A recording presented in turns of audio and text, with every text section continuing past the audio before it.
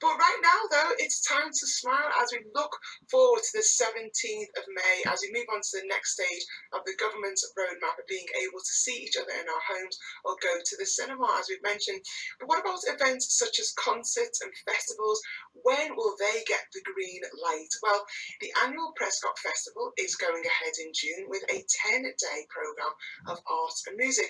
There's going to be a mixture of online and offline activities, and there's lots to look forward to. Dr. Robert Howard is the festival's director and joins me. Good morning, Dr. Robert Howard. How are you? Good morning. I'm very well, thanks. And you? Yeah, really, really well. So tell me then, what is the history of the Prescot Festival? Well, we've been running the Prescot Festival for, this is our 17th year now, so it's been quite a while. We're very well established, and it goes way back to, I'm sure listeners will remember, when Liverpool won the bid to become capital of culture, and it was such a fantastic year back in 2008. That was announced that we would get that in 2003 for Liverpool, and in Prescot, a few of us thought, well, Prescot's on Merseyside, we're just outside Liverpool, and, we needed to be part of it.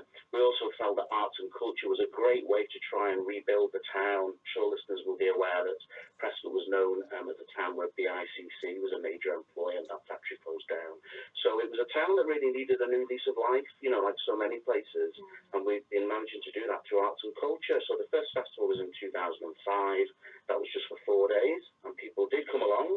And then in 2007, we trialled a 10-day programme, and we've been doing a 10-day arts festival in Prescott every June ever since. So, like I say, this is our 17th year of concerts mainly, brass bands, orchestras, choirs, jazz events, organ recitals, and a range of other events, talks, films, anything related to arts and culture, really. Amazing. And where does the festival usually take place in Prescott? Well, this goes back to our original idea. I think we saw the iconic Prescott Parish Church, a wonderful Grade 1 listed building, the only Grade 1 listed building in Knowsley Borough, to have so much potential. It's a really big church. It's got glorious acoustics. It's over 400 years old. If anyone's never been there, it's well worth a visit, and it's open throughout the year and during their Heritage Open Days as well as during the festival. And we thought it had great concert potential. It can seat in normal times, different during COVID, of course, and social distancing, but in normal times we've been able to pack in as many as 500 or even 600 people for some of the really big. It's such a big church with a glorious acoustic, as I say, and it has a very good organ there. Professor Dr. Ian Tracy of Liverpool Cathedral, a lot of people will know, famous local professional musician who now has an international career. He started his career playing the organ at Prescott and went on to great things. And he's our patron of the festival. He supported us from the very start, so that really helped us in building the festival. And did it run last year, or did you have to postpone it because of the coronavirus pandemic? I'm sure you can imagine it was very difficult planning for last year. We're a voluntary community group, so we plan the festival and work on it in our own time throughout the year. So it's literally, it's like painting the Forth Bridge. It's an all-year-round operation. So last year it did go ahead. We were determined. It went ahead in some form. It was our 16th year. And in particular, obviously, online events were a main focus. So our annual short story competition did run. And as you can imagine, we had a very high takeoff. Everyone was sat at home and able to write those stories for us. That went ahead. A lot of our singers took part in national initiatives online, like the Self-Isolation Choir, for those who still wanted to sing classical choral music. And we also went down the road of some nostalgia. We showed a lot of YouTube clips from our performing groups have been such a big hit over the years. They gave us permission to show those, and so we showed those on the festival website and enjoyed looking back at previous festivals and also looking ahead to what's going to be much better in the future, hopefully. So, well, this year's festival, which is going to run for 10 days, will that be a mixture of online and in-person events then? Yes, we managed to do that. Our dates are from the 18th to the 27th of June.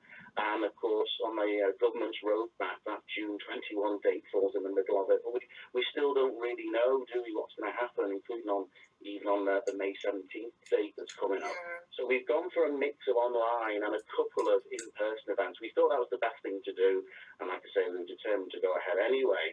So everything is available online. We also thought this year it would be great to make everything free. So all the events that you seen, mainly in a video form on the Prescot Festival website. They'll be released on the respective days.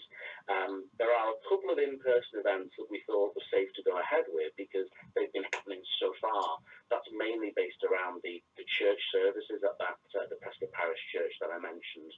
So the 10 a.m. services feature the organ, of course, and we still have a traditional robed choir there that sings in 4 parts, SATB, soprano, alto, tenor and bass, a mix of children and adults who sing there during the service. And those services have been live streamed by the church anyway for months now. They've been very progressive in doing that for their congregation. So that's available for everyone to watch. But you can go in person, and all the details are on the festival website to book to go in person to see those services. Okay. It must have been so challenging to find ways of still having the festival in these times, particularly obviously, trying to make it COVID safe. Just how challenging was that? No, absolutely. We've spent years, as of course many events organisers will have done, literally packing people into venues, and talking about as many bodies in as possible because you want people to know about what's going on. In Prescot, we want people to enjoy arts and culture. It's very much the way that the town is going with a new theatre being built. And, we want more and more people to come along and see the potential of Prescot. But now it's very different. So we're members of the professional body for the festivals, the British Arts Festivals Association. They've obviously given us guidance, and we thought that this current time, hopefully be very different next year, that mainly online is the best way to go. And for our church services, there are in person. Obviously, they're well used to the COVID protocols are all in place. There's a restricted number, so people can book, but of course, there's a limited number of people can go. So what are going to be some of the highlights then? Tell us what we can look forward to. Well, we've got lots going on. We always put on at least one event every day. I think the beauty of this year, particularly for anyone who's not encountered the Prescot Festival before, they've not been able to get to Prescot in person, of course, they can just go online for every event, including those church events, and with them all being free on video. The first day, we'll release one event every day. There's a little introduction from myself as director, and of course Ian Tracy, who's our patron. And then we're going to show some nostalgia again, vintage Prescott on film. There'll be a film show going back many years, and people can enjoy that and see how Prescott's really changed over the years. Some lovely old buildings, some are still there, of course, some have really changed, and the town's dramatically developed in recent years. We've also got a Prescot Heritage Trail that's self-guided. We thought that would be a good idea. People can download a map, or take a photo of it, and they can safely go around Prescot, obviously observing COVID-safe rules, follow the trail, the cultural trail, see all the iconic buildings, observe the heritage of the town that's all linked to the culture, of course, and that would make a really good afternoon out. There's the church services I mentioned. There's a schools arts display that we always have each year that's still going ahead. This year it's actually from a Knowsley Special School in Kirby, Bluebell Park School, that has some students, some pupils from Prescot, and we're mainly showing their work online. And then crucially, there's a talk from the leaders of the new Shakespeare North Playhouse Theatre. Laura Collier and Ian Tabran have agreed to do a video talk for us. And of course, lots of people understand that they're asking, they'd love to know about this fantastic new theatre that's coming to Prescot, that's opening next year. And so they will explain what the first year will be like, what the theatre's like as a space, with its main space, main auditorium, its smaller studio space, and a small outdoor performing space, and all of the facilities there. So that's going to be a real eye-opener. We also give an opportunity for our singers to again take part nationally in the self-isolation choir, and also for people to play in their orchestra. And then finally, we've teamed up with Liverpool Cathedral, courtesy of their outreach program with Stephen Mannings, and we normally have a young instrumentalist or singers competition, but this year we've teamed up with the Cathedral, and we're sharing their videos. They've already produced a competition on video, with some of us from Prescot being involved as judges, giving feedback, comments. So I'm pleased to say we're able to even include that. So nearly all of the festival, as it would normally happen, is happening in some way, but on video. Wow, such a busy schedule with so many things they can get involved in. It's really great to hear that the new Shakespeare North Playhouse are involved. That must be exciting as well, to kind of have their involvement in the Prescot Festival. Oh, absolutely. I mean, ever since we put the festival together, certainly for the last 15, 20 years, that's been part of the vision of rebuilding the town, really, for the future through arts and culture. And we've supported theatre bids ever since. And, of course, these things take time. They take a lot of money and fundraising. And, it's actually happening. The theatre's on schedule to open next year in June 2022 as part of the festival, next year's festival, the 18th Prescot Festival. We're working with them. We work very closely as part of the Prescot Cultural Consortium with local businesses and arts groups. We have a theatre group in Prescot, an excellent theatre group, Imaginarium Community Theatre, and we're all working together right behind the new theatre to make sure that launch is really successful next year in what will hopefully be, a post-COVID world as best as it can be, where we can have lots of people back at cultural events.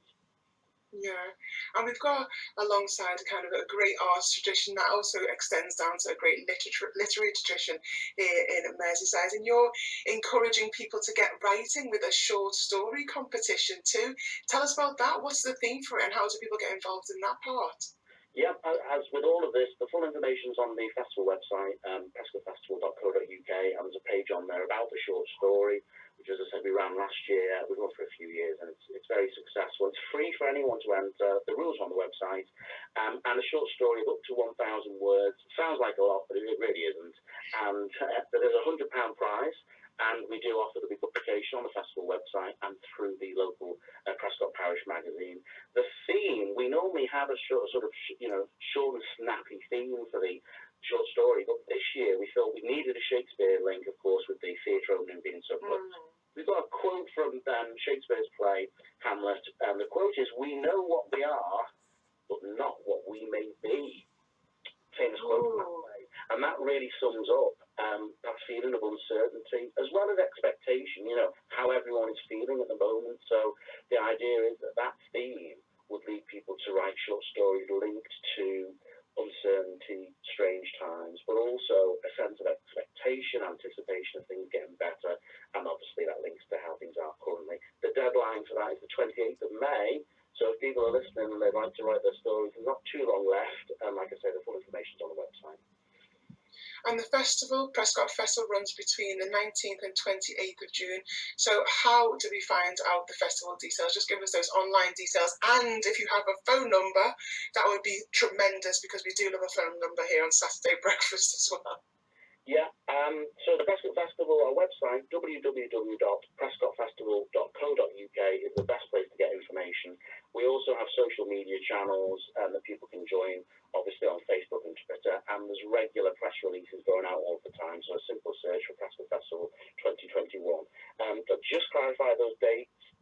This year's dates are Friday the 18th of June to Sunday the 27th of June. It's always the last full week in June, those 10 days.